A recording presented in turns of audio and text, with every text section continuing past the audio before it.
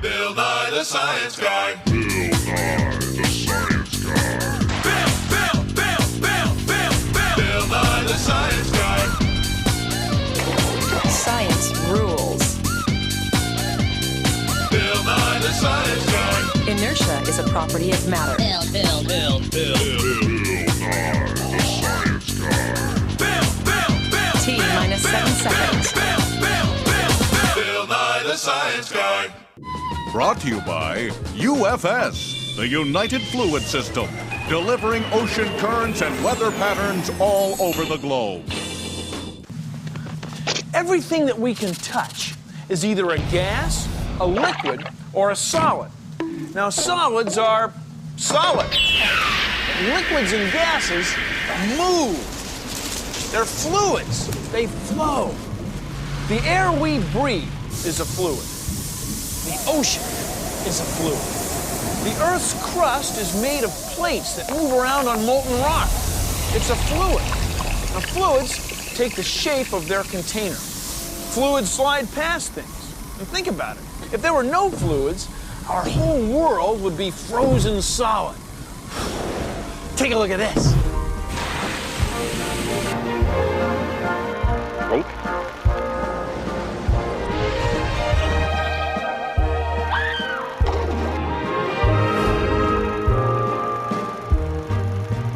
It's our fluid flow containment stairway of science.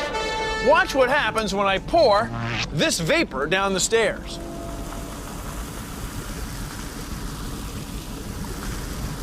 It flows.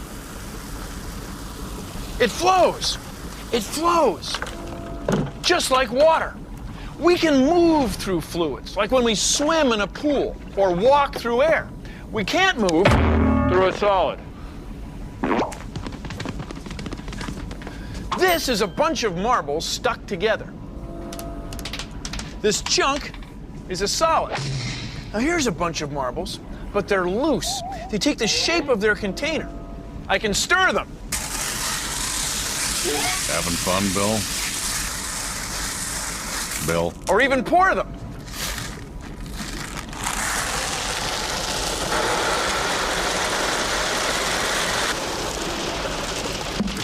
The marbles are like molecules of a fluid.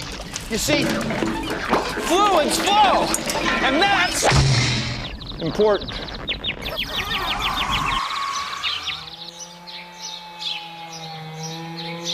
Whoa! It's flowing! Fluids are cool.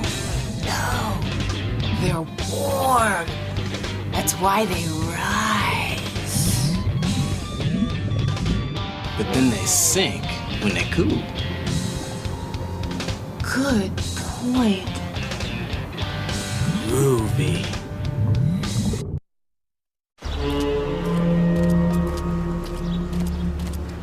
Imagine a world without fluids.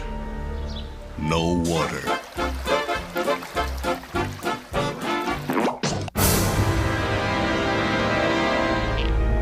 That would sure make swimming difficult.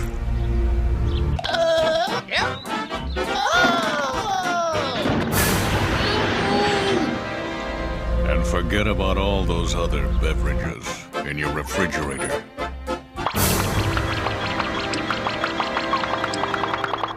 Of course, it wouldn't matter that you couldn't breathe because you wouldn't have any body fluids. And you'd be a complete solid. A world without fluids would be interesting.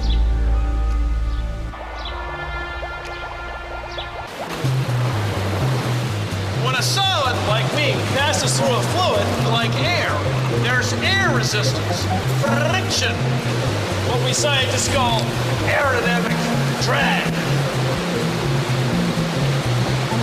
See, that's why you crouch down when you ride a bike like this. If you stand up, boy, there's a lot more drag.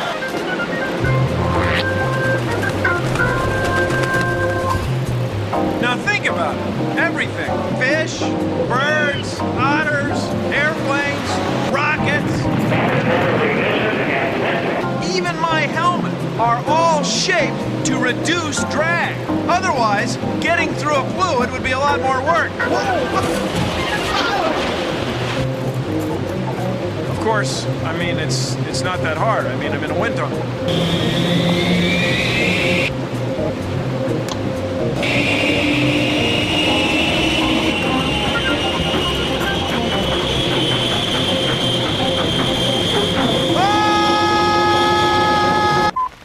The shape of an object passing through air or water has a large effect on the resistance offered. When we curve the front of an object of this kind, we notice that the resistance is less, and when it's perfectly streamlined, the resistance is at a minimum.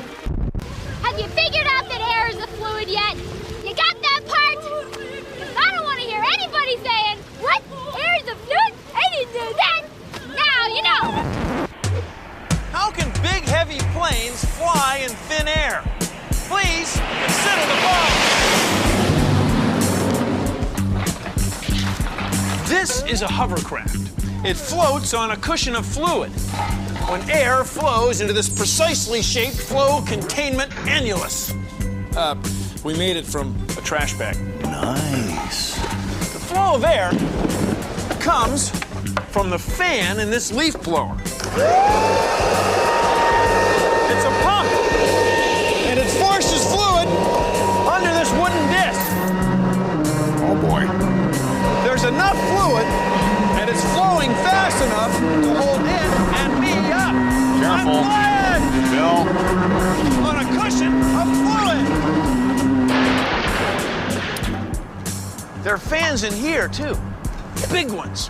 When those blades start spinning, they run into molecules of fluid, molecules of air. The air gets pushed aft, backwards. See, it's a giant pump. When the engine forces the weight of all that air back, the plane gets shoved forward. When the wing gets pushed through a different part of the same fluid, the good old air, well, some of the air gets pushed down. The weight of the air being pushed down makes the weight of the plane get pushed up. Here it's about 40 tons. If you happen to be on board, well, you go up with it.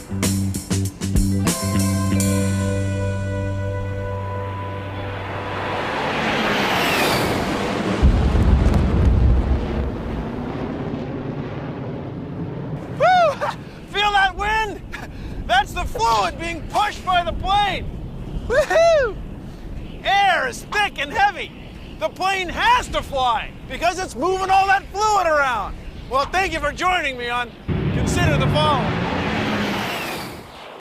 Check this out. If you take an empty glass and try to push it underwater, the air in the glass pushes against the water. By tilting the glass, you let the air escape. Now, since air is a fluid, you can fill the glass up with air again. You just need to pour some air into the glass. Take another glass and push it underwater like before. Tilt the glass and let the air out and catch it in the glass filled with water.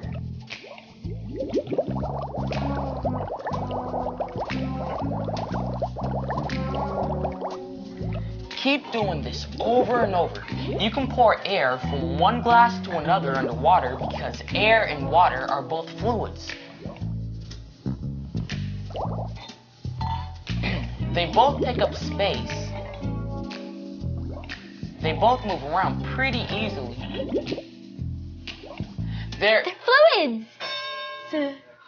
Secret. Take a look at this. It's our hot fluid flow fixture of science. It's a bucket of water with a heater in it. Watch what happens when we squeeze in a little dye and then turn the heater on. The fluid starts to flow up. The heater makes the water warm. Its molecules start moving faster and faster, and they spread out. They expand. Then the cool fluid around it squeezes the warm fluid up. It's convection, natural convection. It's the same thing that makes the wind blow when air over the land is warm, and then cool air from the ocean rushes in to push the warm air up. It's what makes ocean currents flow. It even makes the gigantic tectonic plates of the Earth's surface move around. It's convection. Natural convection. The water nearest the flame becomes hot. It expands and becomes lighter than the cooler water on top. As the cool water moves down, the hot water rises. This transfer of heat by currents in a liquid or gas is called convection. The moving streams thus created are called convection currents. Hot fluids will rise up above cold fluids. You can see how this works with 2 bottles, a flashlight, and a playing card. Fill 1 bottle with really hot water from the tap. The hotter, the better.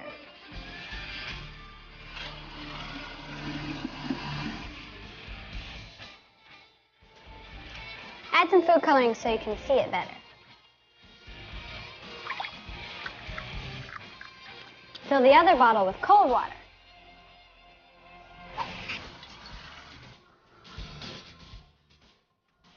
Add a different color food coloring to this bottle. Put the playing card over the cold water bottle and flip it upside down.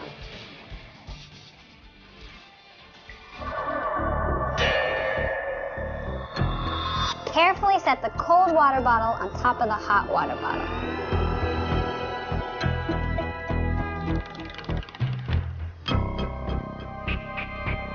Slide out the card.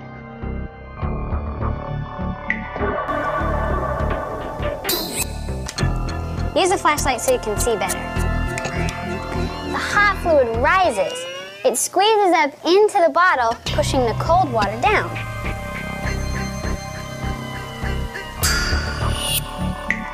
Cool, huh? Now what do you think would happen if you put the hot water bottle on the top and the cold water bottle on the bottom? Try it! This portion of Bill Nye the Science Guy is brought to you by Fancy Fluid Carrying Cases. Watch your fluids take our shape. For real? That's Bill? Warmer fluids have faster moving molecules, so they rise and cooler fluids sink. Warm fluids rise.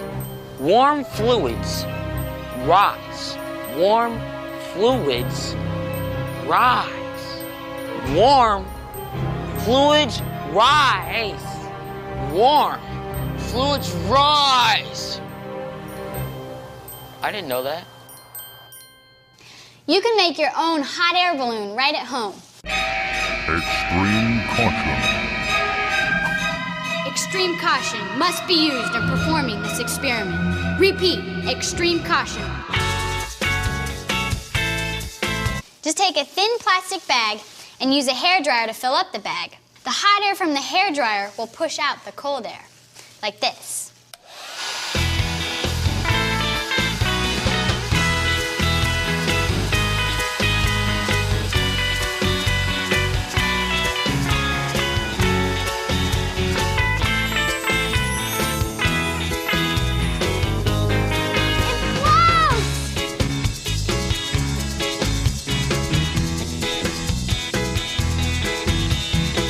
Probably one of the most fascinating space phenomenon to watch is the unusual behavior of water and other liquids in the orbital environment. Okay, now you can see that it's really necking down the middle. It's more or less an unstable configuration here. The piece is trying to fly apart, but the surface tension of the water is holding together and they're fighting each other.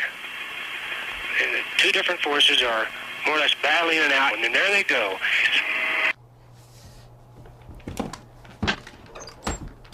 Ah. Now that's cold, because I packed the cooler myself and put the ice on top. Air is a fluid, and warmer fluids rise while cooler fluids sink. Put the ice on top, and the air cools. Its molecules start to move slower, and they sink. This cool air will keep the sodas cold. This is the People's Quart. She says he drank her hot chocolate. He says it left the cup by itself. Join us now for the People's Quart and the case of the flowing fluid. Your Honor, when I left the room, the defendant was alone with my beverage. When I returned, it was empty. There's no other explanation. He drank my fluid. Your Honor, I've tried to explain this 1,000,000 times. Warm fluids rise. Warm fluids rise. If this is true, Your Honor, then it can be deduced that the fluid rose out of the glass by itself. Your Honor, hot chocolate takes the shape of its container. It doesn't float freely around the room. I want my fluid! You can't handle the fluid! There still is fluid in there anyway. Air is a fluid. I mean, I want my hot chocolate! I want my hot chocolate. Okay, that's about enough. I'm not going to take this from you anymore. Listen, you drank it! You drank it! Order in this car. We'll take a short recess, and I'll return with my verdict.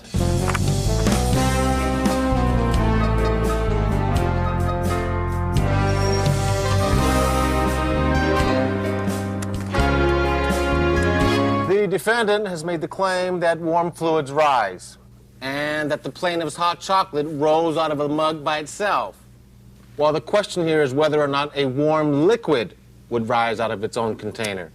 Now, although this may be true with gases, it is not true of liquids. Judgment is for the plaintiff.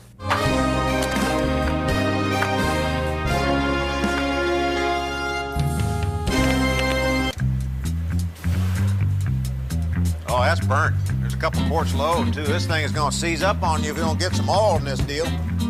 I think what he's saying is that the engine lubricant molecules have been deformed by the thermal stress of combustion and the cylindrical tribological surfaces. Well, I would recommend a high viscosity oil. You might want to go with a 40 weight in it. The viscosity of a lubricant refers to how thick it is, how easily it flows. Now, engine oil molecules are long. They can be pumped easily under relatively low pressures, around an atmosphere or so. But under high shear stress, they stiffen, and they can support bearing loads up to 5 megapascals. I think what he's saying is that when things rub together, there's friction. And see, oil is a thick, slippery fluid that keeps the metal parts in that engine from rubbing on each other. Like, well, here, come and take a look at this. See, these marbles is like oil. And if you put the oil in there, it allows two solids to slide past each other.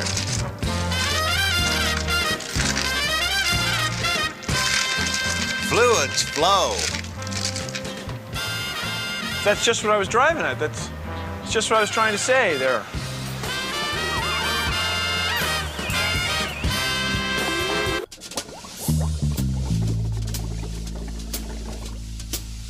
Liquids and gases are fluid. Their molecules slide past each other easily, and they take the shape of any container they're in.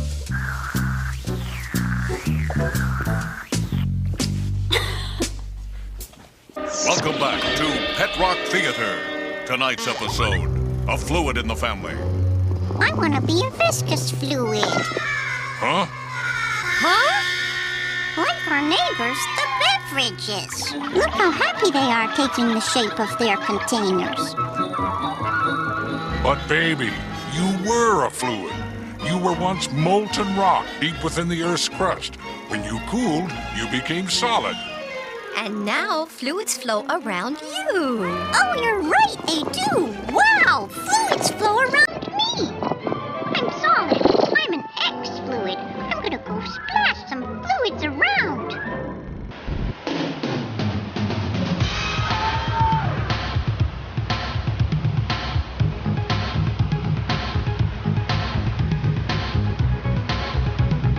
These things we call eddies are actually just a vacuum behind a rock in the river. You need to be able to read rapids and be able to read the shape of rocks to be able to send you in the right direction. The only way to kayak successfully is to be working with the water. That's what we call getting trashed, because you're not in control anymore. The river's tossing you around.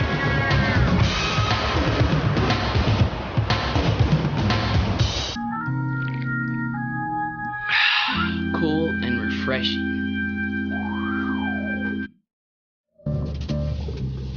Those fluids are one bad. Shut your mouth. But I'm Talking about fluids, I can dig it.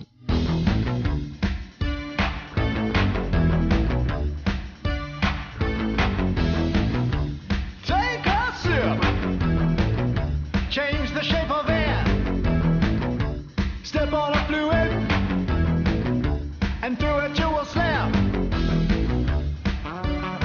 If you're a liquid or a gas, you're a fluid.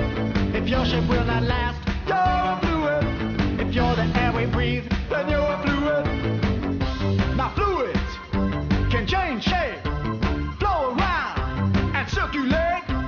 Take a liquid or a gas and you will know what you have. A fluid. Fluid's good. If the container is around, so's the fluid. The air moves all around, cause it's a fluid. The water's pouring down, cause it's a fluid. We need fluids. Fluid's good. I like fluids. Fluid's good.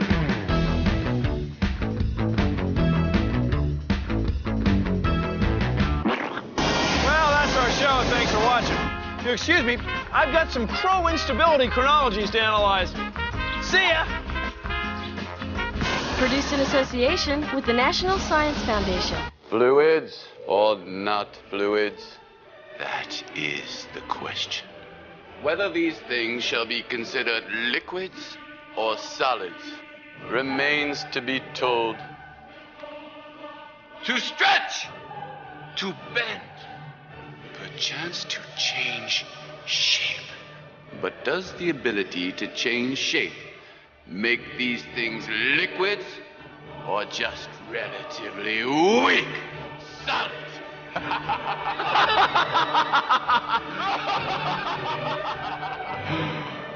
There is the rub.